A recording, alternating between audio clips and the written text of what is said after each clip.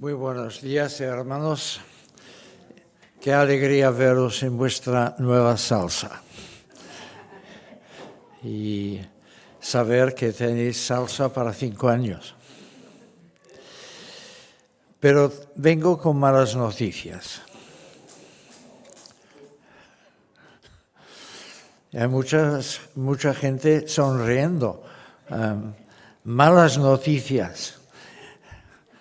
Flor las echa a reír. La iglesia en Oriente Medio está en peligro de extinguirse. La mala noticia que yo traigo es que la iglesia en Santa Coloma de Cervelló está en peligro de extinguirse. Y decís, no, si nos han dado 5 años. Pero la extinción de la iglesia puede deberse a la oposición de fuera, como está ocurriendo en Oriente Medio, o puede ocurrirse a causa de algo dentro.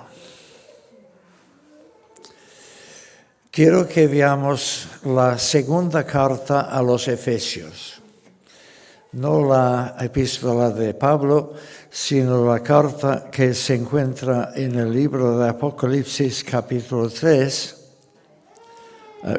2, perdón.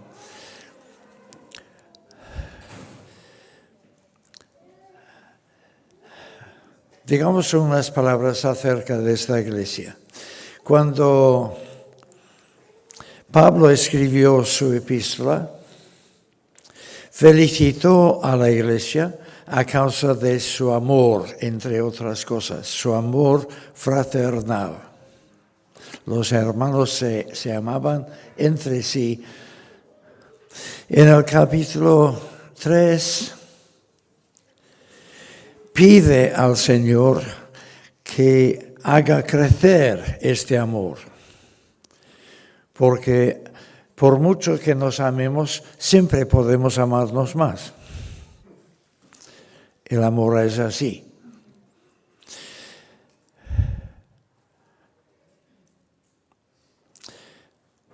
Y en el capítulo 4 da una exhortación a la iglesia a que siga creciendo en amor. Como veremos en la segunda carta, que seguramente fue escrita unos 40 años después de la primera,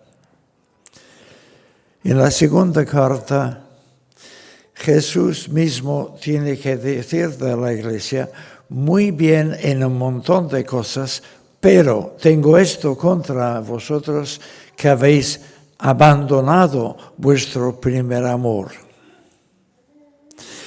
Y si no rectificáis, yo voy a hacer que la iglesia desaparezca.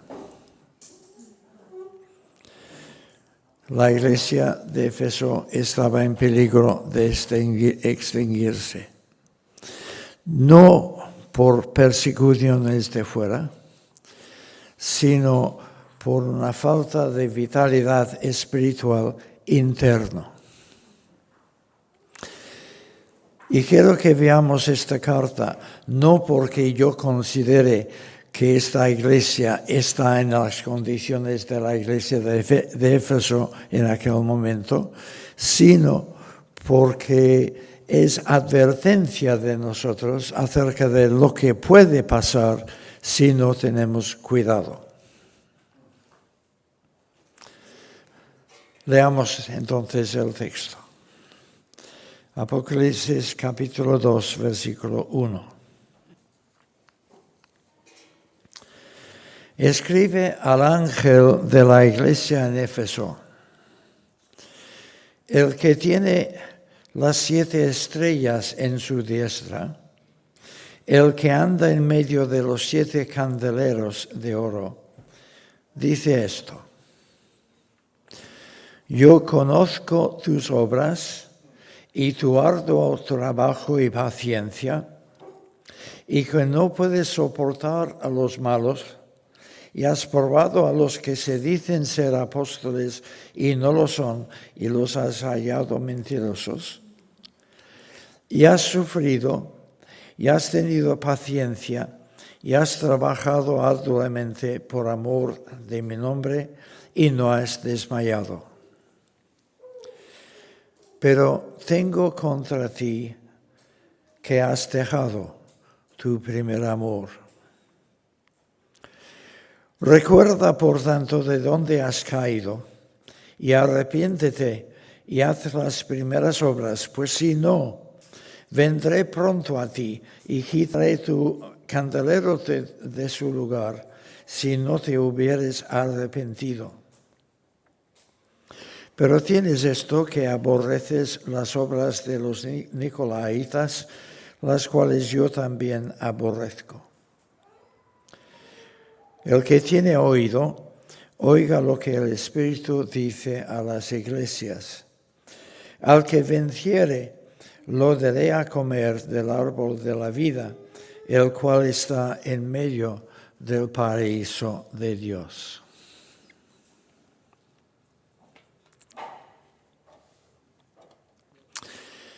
Cristo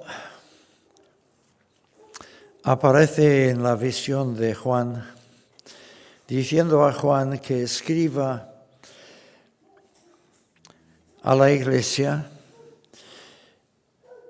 transmitiéndola lo que dice: el que tiene las 7 estrellas en su diestra, el que anda en medio de los 7 candeleros de oro. Si volvemos atrás un solo versículo, el Señor mismo nos da la explicación de este simbolismo. ¿Qué son los candeleros y las estrellas? Los candeleros son las 7 iglesias. Esto es fácil. Esta iglesia es un candelero. Pero un candelero es un mero mueble.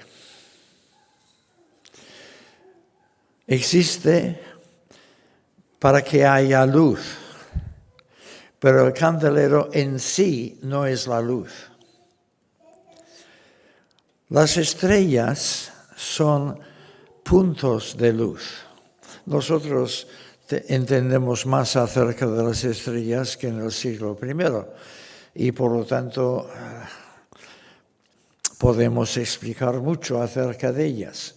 Pero para los antiguos, las estrellas eran puntos de luz en el firmamento. El candelero, para que sirva, necesita un punto de luz encima. Y Cristo tiene en sus manos el punto de luz.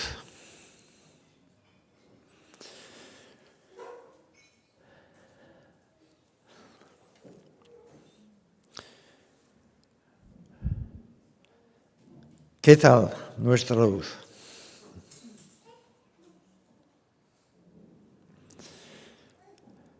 Bueno, en el caso de Éfeso hay una larga lista de cosas que han hecho bien. La luz parece brillar.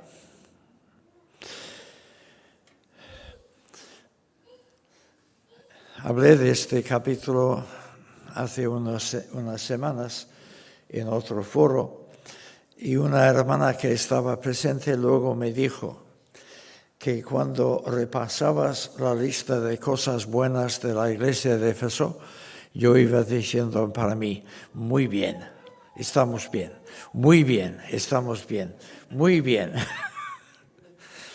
Hasta que el Señor dijo: pero... Y yo creo que nosotros podemos decir, no, quizás no muy bien, pero aceptable. Yo conozco tus obras, tu arduo trabajo. ¿Sí o no? Bueno. Tu paciencia, eso sí, porque ser miembro de esa iglesia requiere mucha paciencia. Que no puedes soportar a los malos. Bueno, esto depende.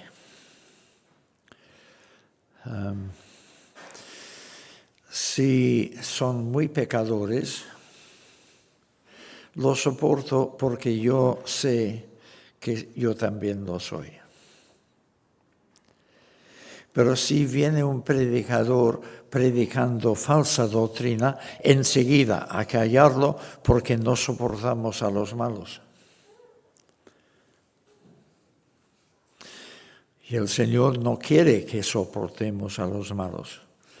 En el mensaje siguiente a la iglesia de Pérgamo, la crítica del Señor es que están tolerando la presencia de falsos maestros en la congregación. Así que Cristo no quiere que soportemos la falsa enseñanza. Más abajo dice que aborreces las obras de los nicolaitas. No vengáis después preguntándome acerca de los nicolaitas. Yo no tengo ni idea de quiénes eran, excepto que estaban enseñando que no está tan malo el pecado sexual. Y no es tan malo ir a fiestas paganas. Así que Dios dice, estas enseñanzas no me gustan para nada, las aborrezco y quiero que vosotros también aborrezcáis estas cosas. Pero yo creo que bajo vuestro liderazgo estáis limitando el púlpito a personas que enseñan correctamente la palabra de Dios. Y implícitamente estáis aborreciendo a los malos. Así que, aprobado. Has probado a los que se dicen ser apóstoles y no lo son, y los has hallado mentirosos. Bueno, yo no sé cuántas personas han entrado diciendo que son apóstoles, pero en mi experiencia, yo he tenido algún caso de estos, pero también aprobado. Has sufrido. Que levanten la mano los que no habéis sufrido.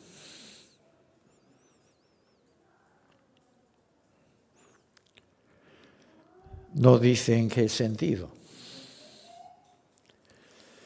Puede ser por persecución de fuera.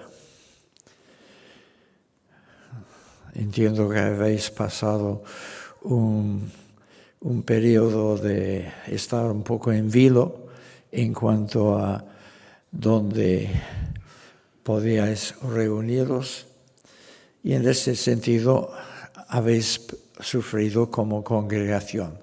Quizás no un sufrimiento como los creyentes de Irak, solo un poquitín, pero habéis sufrido. Y habéis tenido paciencia. La prueba es que estáis aquí.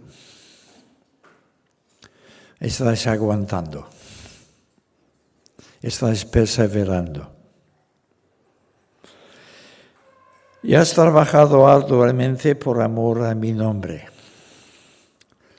Bueno, quizás no todo lo que podríamos haber hecho, pero no vamos mal. Solamente con los anuncios se ve que hay arduo trabajo al menos para Isaac. Yo no sé para quién es más, pero Isaac al menos ha aprobado. Y no has desmayado. Todos estáis todavía enteros, no estáis tumbados en el suelo, según veo yo, así que no habéis desmayado. Así que, en general, aprobados.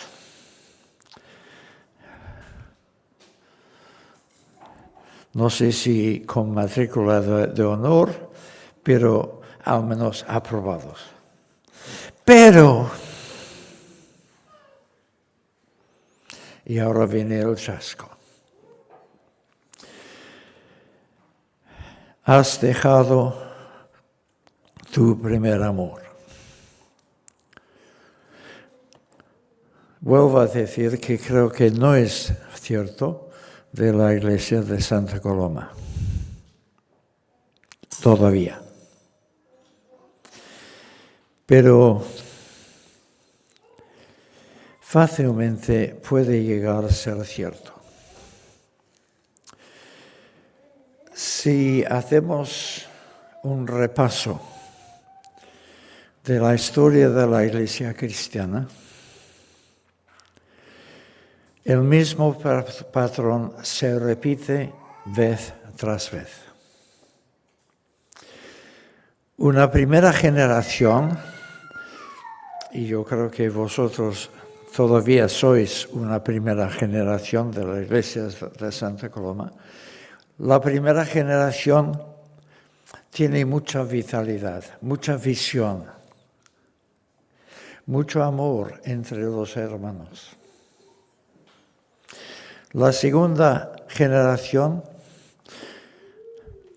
todavía se mantiene. Los nietos, la tercera generación, puede que también se mantiene, pero a veces porque están los abuelos y los padres, más que por conversión propia, auténtica.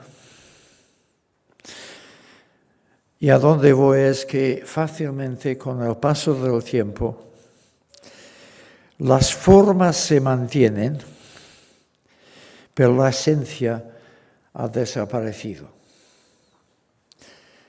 La luz ya no brilla como antes. Y volviendo a la historia de la iglesia, las iglesias más fuertes a finales del siglo I se encontraban en el norte de África.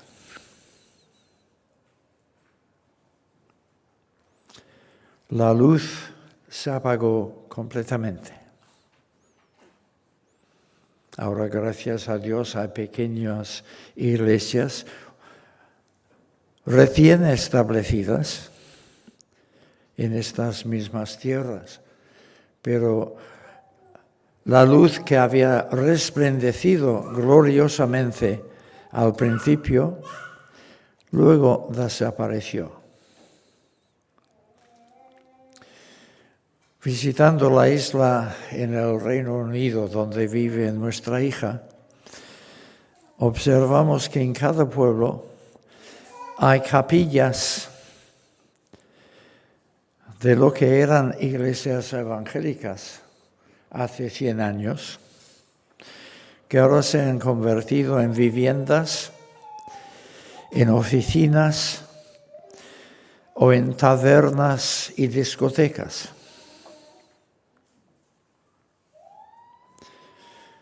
La luz se fue apagando.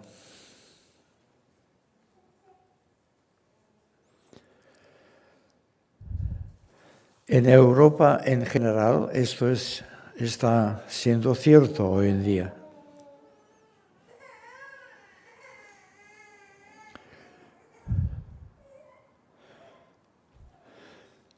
Y si esto ha sido el patrón a lo largo de la historia de la Iglesia, el peligro es que esta sea la historia de la Iglesia de Santa Coloma. Pero depende de ti. Depende, por supuesto, de Isaac y Daniela y de todos los que tenéis alguna responsabilidad de liderazgo en la Iglesia. Pero depende también de ti, de cómo amas. Notemos que no nos dice el objeto de nuestro amor. Está el Señor hablando del amor a Cristo, del amor a Dios, del amor al prójimo, del amor a los hermanos. No lo dice. Y esto me recuerdo lo que dice Juan en su primera epístola, capítulo 4, versículo 19. En tu Biblia, si estás con Reina Valera, dice: nosotros le amamos a Él porque Él nos amó primero. Pero Juan no escribió esto. Juan escribió: nosotros amamos porque Él nos amó primero. En otras palabras, Juan no está diciendo que le corresponde a Dios con amor porque Él nos amó primero, sino que nuestra capacidad para amar viene porque Dios nos ha amado a nosotros.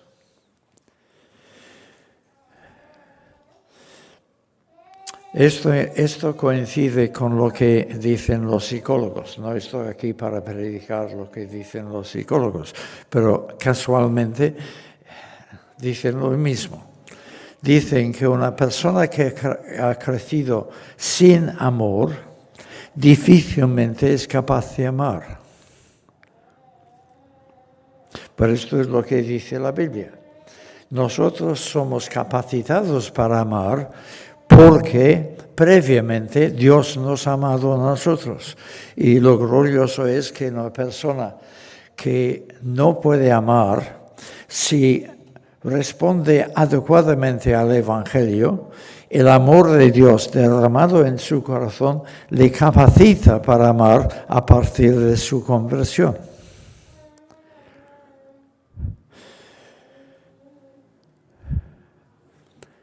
No amar es la negación de los primeros frutos de la conversión.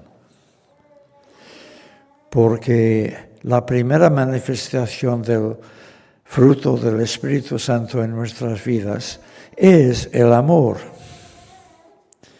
Y quien no ama no conoce a Dios. Aunque tenga obras, arduo trabajo, paciencia, no soporta a los malos y todo lo demás de la lista.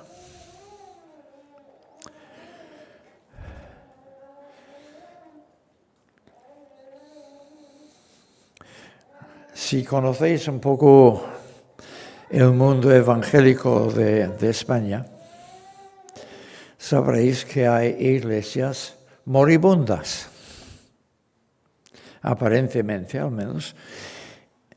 ¿Cuál es la causa? Bueno, puede haber muchos motivos, pero la causa principal es que los miembros de la iglesia han abandonado su primer amor. No aman como deben. Su amor hacia Dios se va enfriando. Son fieles en la asistencia a los cultos,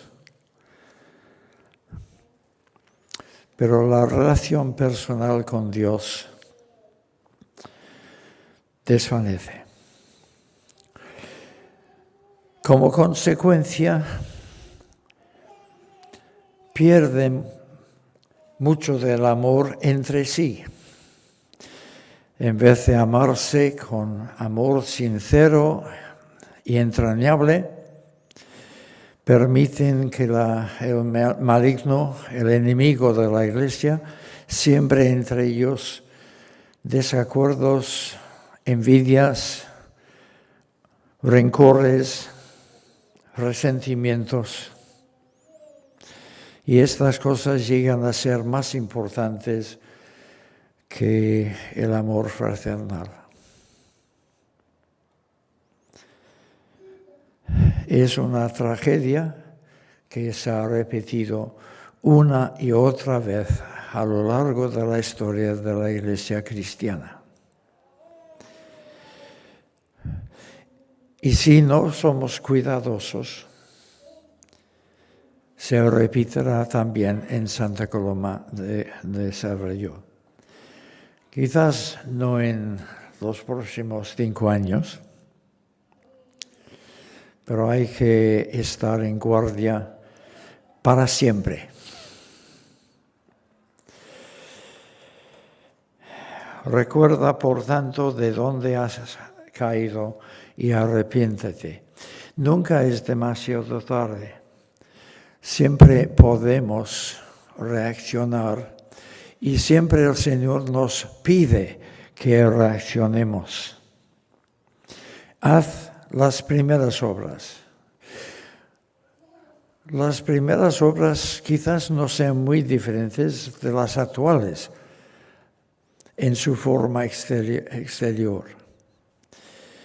Pero una cosa es venir al culto con desgana, pero por deber.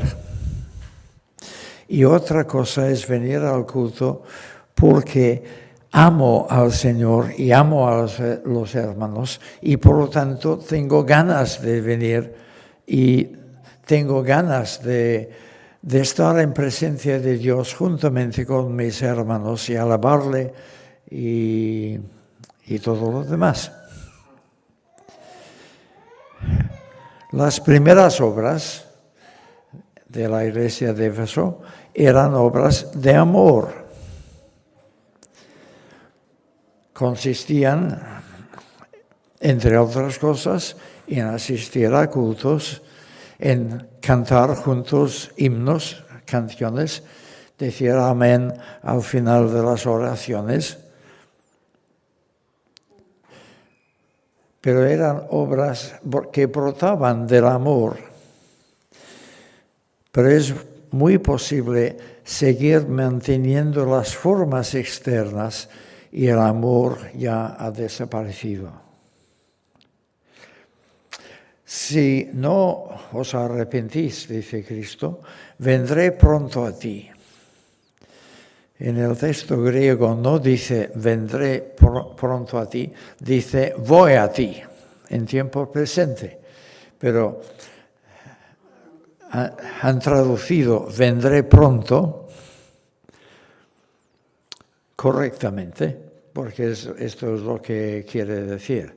Voy con tanta seguridad que es como si estuviese yendo ya. Y quitaré tu candelero.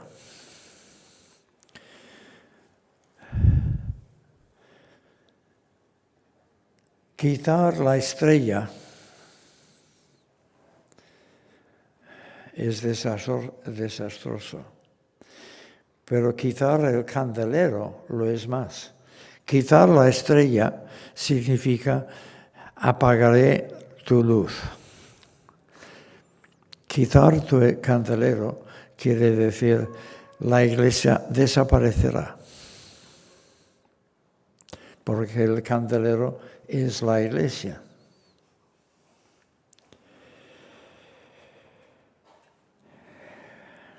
El que tiene oídos,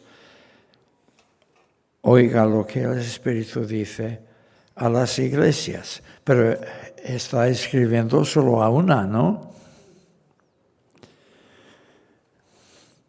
Pero esta frase se repite en las 7 cartas, porque aunque cada iglesia de las 7 tiene su situación particular criticada por el Señor, sin embargo, todas las iglesias tienen que tomar nota de todas las cartas. Al que venciere, le daré a comer del árbol de la vida, el cual está en medio del paraíso de Dios. Al que venciere. Hasta aquí el Señor ha estado escribiendo a la iglesia en su conjunto. Pero ahora sí vuelve a cada miembro en particular, al que venciere. Por un momento, olvídate de la iglesia. Piensa en ti mismo. Tu amor, ¿cómo va? ¿Toleras a los hermanos? Muy bien.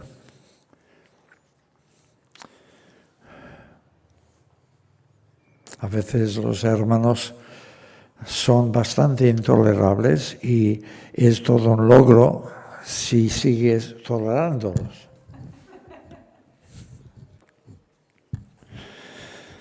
Daniela se ríe por amarga experiencia. Pero tolerar a los hermanos no es la idea. Es recibir tanto amor de parte de Dios que mi copa rebosa. Y mi amor se extiende a los hermanos también. ¿Estás vendiendo? Si no, estás contribuyendo a la paulatina decadencia de la iglesia, contribuyendo a que la iglesia acabe siendo una mera institución humana, de formas externas ejemplares, pero íntimamente, sin el poder de Dios, sin el amor de Dios. Pero si vences, es decir, si mantienes vivo tu amor, porque estás en contacto personal con el Señor y Él te está llenando de sí.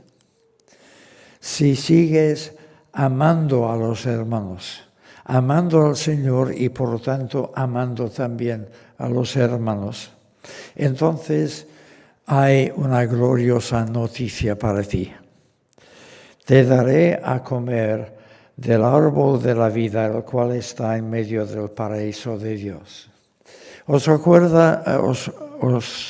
acordáis de la historia de Génesis 3, del huerto de Edén, y cómo Adán y Eva comieron del fruto prohibido?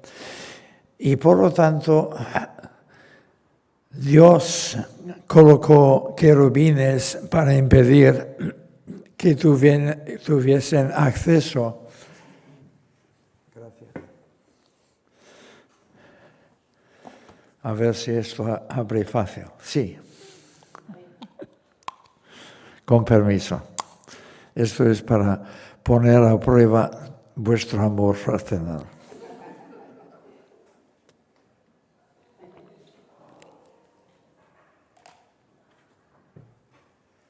Dios prohibió que Adán y Eva pudiesen acceder al árbol de la vida. Pero ahora Jesús ha abierto el camino otra vez.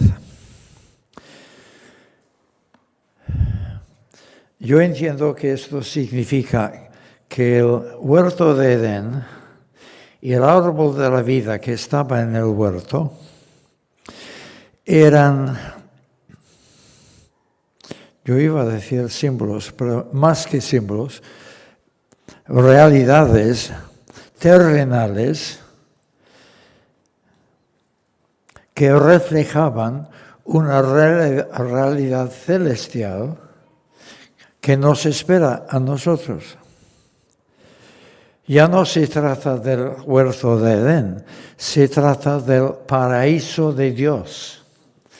Paraíso es una palabra de origen persa, que nos vuelve a lo que hemos visto del Edén. Una palabra persa que significa el jardín del rey. Cuando Jesús dijo al ladrón en la cruz, hoy estarás conmigo en el paraíso, estaba diciendo, yo tengo un jardín, el jardín del rey, y hoy tú y yo vamos a estar juntos en este jardín. El jardín del rey es más hermoso de cualquier jardín aquí abajo. Qué glorioso, ¿no? Pero en medio de este jardín hay el árbol de la vida. Y tanto en Ezequiel como en otros textos de Apocalipsis nos explica cómo es este árbol. Simboliza la vida eterna. Y vamos a comer de este árbol y vivir siempre con el Señor. Esta es la promesa, si vences. No es una promesa si no vences. Así que mucho ánimo. De momento estáis aprobando. Incluso sospecho que aprobando en cuanto al amor. Amáis al Señor, amáis a los hermanos. Sin embargo, Efesios 3, necesitáis que el Espíritu de Dios obre en vosotros para que améis aún más. Y Efesios 4, por lo tanto, amaos los unos a los otros con amor entrañable.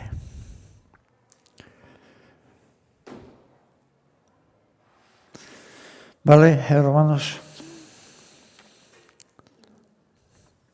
¿Estamos dispuestos?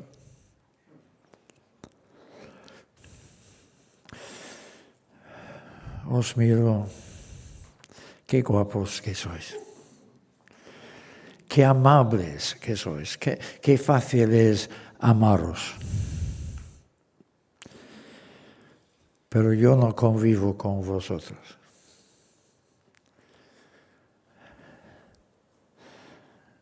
Las apariencias engañan.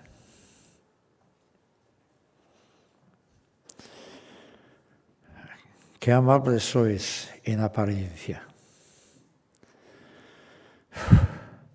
Qué difícil es convivir con vosotros. Domingo tras domingo tras domingo.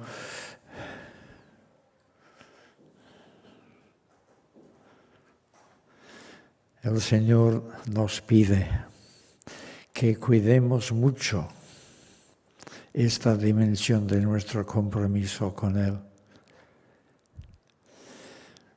Si merma el amor fraternal, podemos acabar siendo una cáscara sin nuez, un candelero sin estrella. Y finalmente el Señor tendrá que venir a quitar el candelero. Señor, pedimos que nos fortalezcas a cada uno para que esto no ocurra, sino que podamos seguir adelante como iglesia, amándonos los unos a los otros, amándote a ti, sirviéndote no con sentido de deber solamente, sino con amor auténtico. Ayúdanos a mantener viva la estrella. En el nombre de Jesús. Amén.